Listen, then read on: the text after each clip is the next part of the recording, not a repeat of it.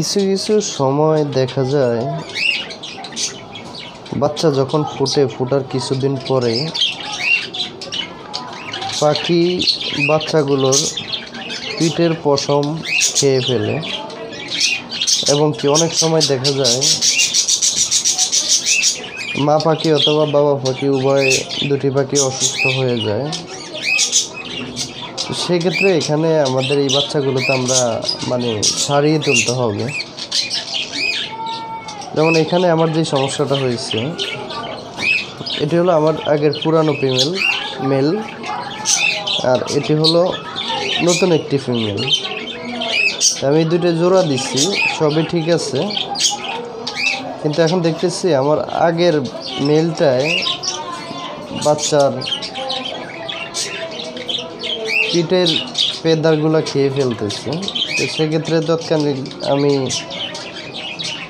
দুইটাকে আলাদা করে দিলাম দুই খাঁচা। এই দুইটাই কিন্তু একটা খাঁচা ছিল, দুইটাই একটা খাঁচা ছিল। তো এটা মাঝখানে পার্টিশন আছে, তো আমি পার্টিশন দিয়ে দুইটারে দুই সাইডে করে দিচ্ছি। আপনারা এই যে দেখতে পাইতেছেন বাচ্চার ফিডের সম্পূর্ণ পশম খেয়ে ফেলছে। তো এটাকে যখন আলাদা করে দিচ্ছি, এখন ফিমেলটা মোটামুটি ওদেরকে খাওয়ায় না, দুইটার খাওয়ানোর কি একটা থেকে কি হয় নাকি হয় না। সেক্ষেত্রে এটাকে আমি বাচ্চাগুলোকে বাসায় ওঠার জন্য হ্যান্ড ফিডিং করাতে হবে। ঘুমাচ্ছে, এই যে চোখ মেলছে।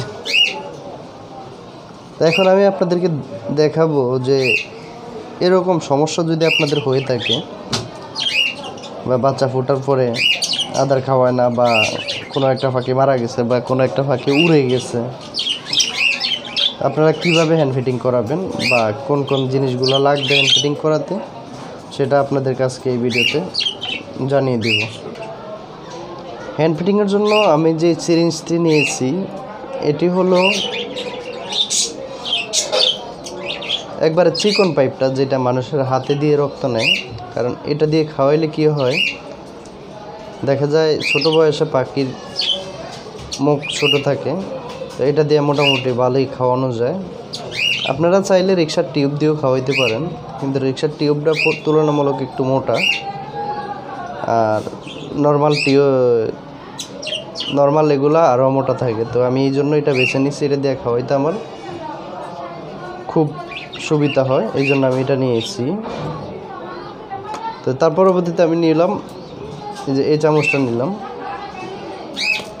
তারপরে এখানে কিছু হ্যান্ড ফিডিংস নিয়েছি। আমি আপনাদেরকে এখন গোলায়া দেখাই। যেমন এখানে আমি 5 ml পানি নিলাম,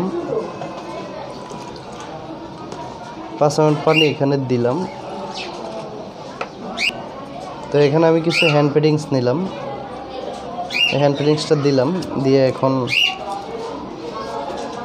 নাড়া দিই।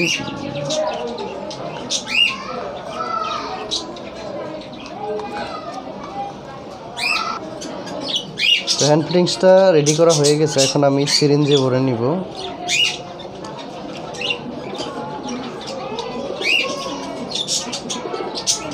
যে দেখেন এক চামচেই সব উঠে চলে আসছে।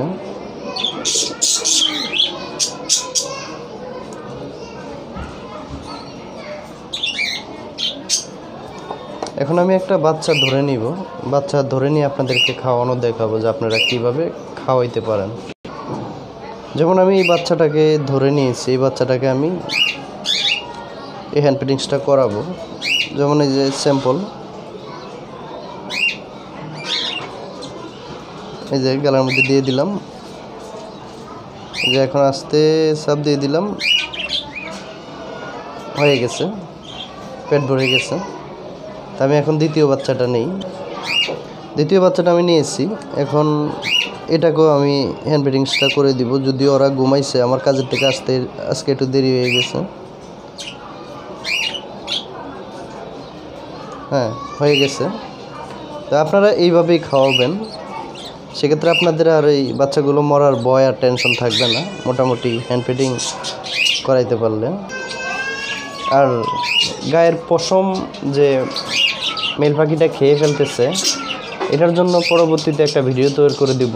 যদি আপনারা কমেন্ট বক্সে লেখেন যে ভাই ভিডিও দেন যে কী কারণে খেয়ে ফেলে। মোটামুটি আমরা সব পাকালরাই জানি যে ক্যালসিয়ামের অভাব হলে উভয় পাখির বাবা মা দুইজনের তখনই বাচ্চার থেকে ফেদারগুলো টেনে টেনে উঠিয়ে ফেলে।